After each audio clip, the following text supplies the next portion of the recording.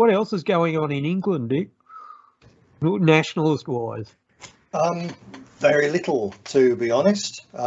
There's nothing like the organisation that there was in BNP times, in the NF times, and it is undoubtedly partly demographic.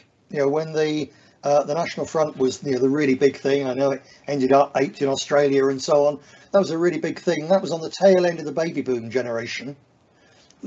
England was awash with young people. So of course, and young people have ideals and tend towards political radicalism. And very crudely speaking, the middle class ones went to the left, and the working class ones went to the right. So there was the National Front, there was the British movement. It was a huge mass thing. You're not going to get that now because the number of youngsters out there is so few. I was looking at the statistics in Northern Ireland with obviously the troubles there sort of grind on, and in East Belfast, which is the Protestant heartland, the pro-British heartlands, there's now fewer young people in total than there were 15, 16, 17-year-olds in the tartan gangs, which was the sort of the unofficial sectarian militia which defended those streets from nationalist Fenian attack in the early 1970s. So there just aren't the young men out there anymore to make these changes. If you look at a nationalist meeting, whether it's Tommy Robinson or any of the others, anything remotely nationalist, they're all my age. So it's the demographic problem on a grand scale. This is why, although the liberal elite, when the little groups that are still around say by 2066 we're going to be minority in their own country, and the liberal elite say this is a conspiracy theory, how can it possibly be?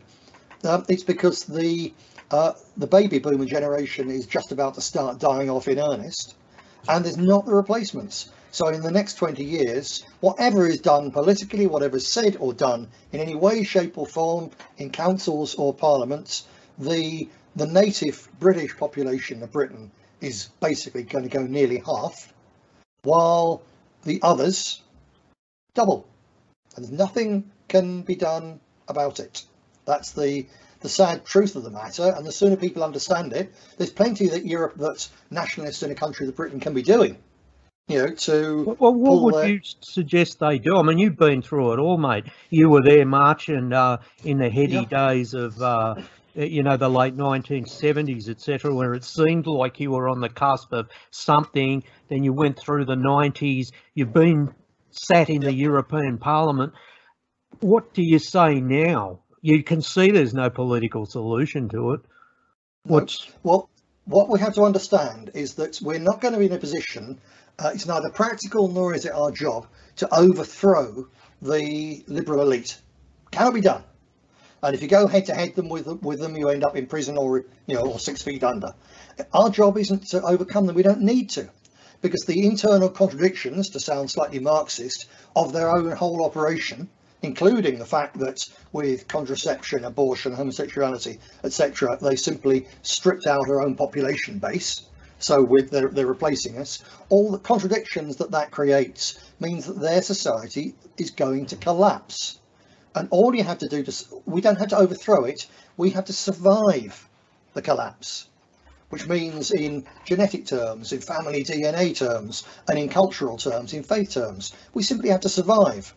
And we will come out the other end of this convergence of catastrophes, which is going to crash civilization like the collapse of the Roman Empire. Yeah. Well, there's no comfortable way out of it. But our people will come out of it, as for that matter will large numbers of African immigrants and Pakistani immigrants and so on. But once you're in a post-industrial, post-modern society, post-welfare state age, how long do you think the African element within Europe is going to last? It's not going to last.